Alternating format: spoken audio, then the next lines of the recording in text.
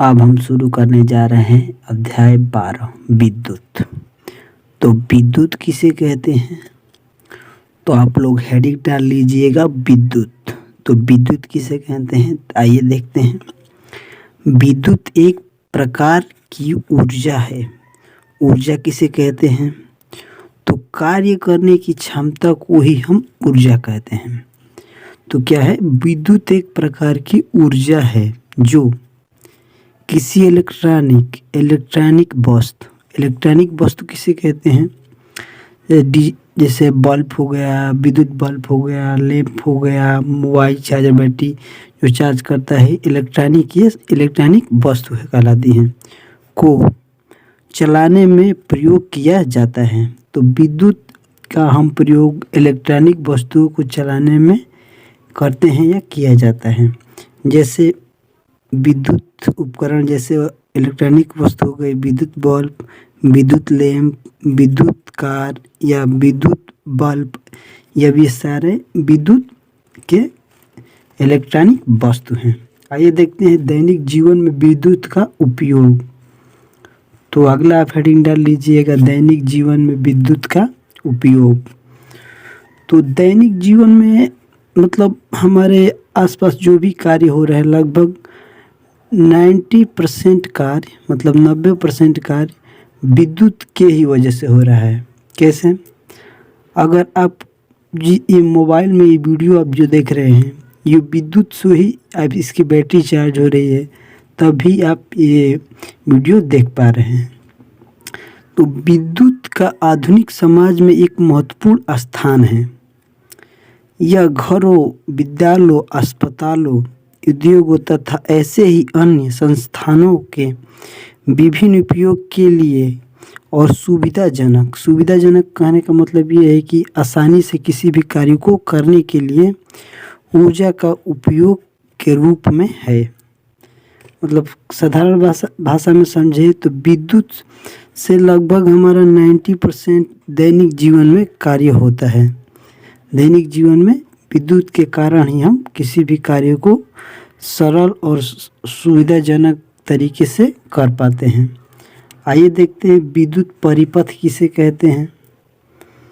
तो विद्युत परिपथ विद्युत धारा के सतत एवं बंद पथ। सतत बंद पथ मतलब होता है जैसे यहाँ पर एक बल्ब हो जाएगा, यहाँ पर बैटरी हो जाएगा और यहाँ से तार जोड़कर यहाँ पर एक स्विच हो जाएगा और यहाँ से तार जोड़कर यहाँ पर एक बल्ब हो जाएगा और यहाँ से जोड़कर यहाँ से ये आ रहा है। तो ये सतत बंद पथ कहते हैं। इसी को हम सतत बंद पथ कहते हैं। पथ को विद्युत धारा का विद्युत परिपथ कहते हैं। तो आप लिख सकते हैं विद्युत धारा के सतत एवं बंद पथ को विद्युत परिपथ कहते हैं। अमीटर देखते हैं। अमीटर देख लेते हैं। अमीटर किसे कहते हैं? जिसके द्वारा विद्युत धारा की माप की जाती है। मतलब एक ऐसा यंत्र होता है जिससे विद्युत धारा की माप की जाती है। जिसके द्वारा विद्युत धारा की माप, विद्युत धारा मतलब विद्युत कितना किसी धारा में बह रही है, धारा की माप की जाती है। इस मापने के लिए जिस यंत्र का प्रयोग किया जाता है उसे हम अमीटर कहते हैं। क्या कहते हैं? अमीटर। सरल भाषा में समझे तो विद्युत धारा को मापने के लिए जिस यंत्र का हम प्रयोग करते हैं उसी को विद्युत का अमीटर कहते हैं। आइए देखते हैं विद्युत आवेश किसे कहते हैं। तो देखिएगा विद्युत आवेश किसी पदार्थ का वह गुण, मान लीजिए कोई पदार्थ है, लोहा है, चांदी है या कुछ भी है, उसका वह गुण जिसके कारण उसमें विद्युत तथा चुंबकीय प्रभाव उत्पन्न होता है, उसे विद्युत आवेश कहते हैं। जैसे मान लीजिए पेन है, इस पेन को आप अपने सर बाल में रगड़कर और छोटे छोटे कागज़ के पास ले जाएंगे तो ये पेन छोटे छोटे कागज़ को आकर्षित करने लगेगी। कहने का मतलब है विद्युत किसी वस्तु का वह गुण है जिसके कारण उसमें विद्युत चुंबकीय प्रभाव उत्पन्न हो जाता है।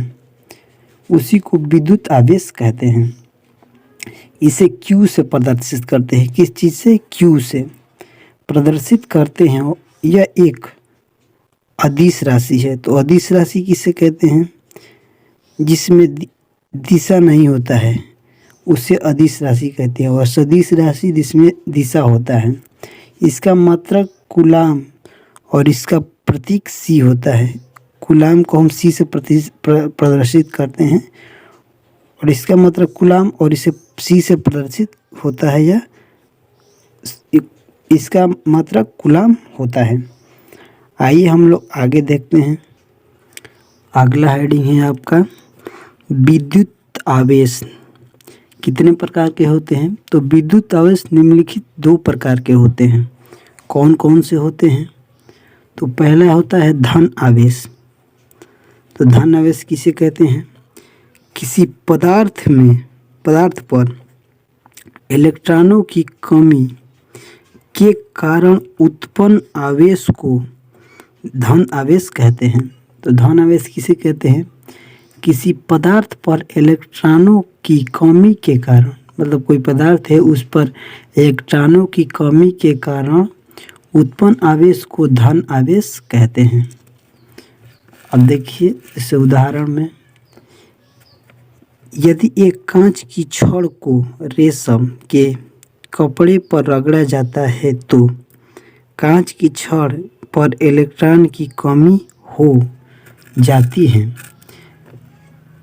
जिसके कारण कांच की छड़ धन आवेशित हो जाती है। कहने का मतलब है कि जब हम किसी छड़ को रेशम के कपड़े पर रगड़ते हैं तो वो रगड़ने से कांच की छड़ इलेक्ट्रॉनों की कमी हो जाती है, और उसके कारण से छड़ में धन आवेशित हो जाता है। अगला देखिए ऋण आवेश। तो ऋण आवेश किसे कहते हैं? तो ऋण आवेश किसे कहते हैं?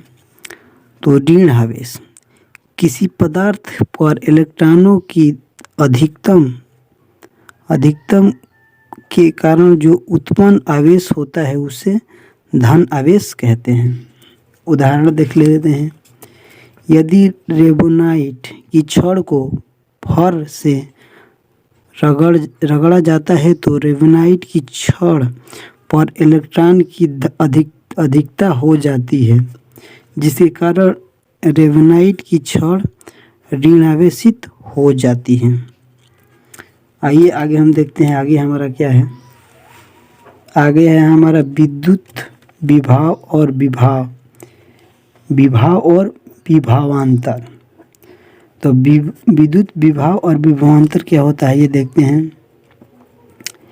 एकाक धन आवेश के अनंत से विद्युत क्षेत्र में स्थित किसी बिंदु पर लाने में किया गया कार्य उस बिंदु का विद्युत विभव कहलाता है।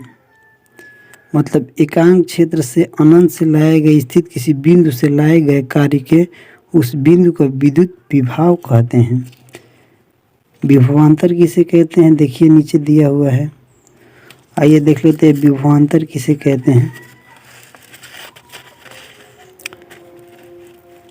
तो विभवांतर होता है आपका वह कार्य जो एकांक आवेश को एक बिंदु से दूसरे बिंदु तक, मतलब मान लीजिए कोई एक बिंदु है और यहाँ से इस बिंदु तक, मतलब दूसरे बिंदु तक में लिया जाता है वो को किसी धारावाही मतलब तार हो गया कोई, उसे धारावाही विद्युत परिपथ के 2 बिंदुओं के मध्य, मतलब धारावाही जो ये 2 बिंदुओं के मध्य जो है विभवांतर कहलाता है। जो धारावाही है, जो तार होता है उसके बीच के जो होता है उसे ही विभवांतर कहते हैं।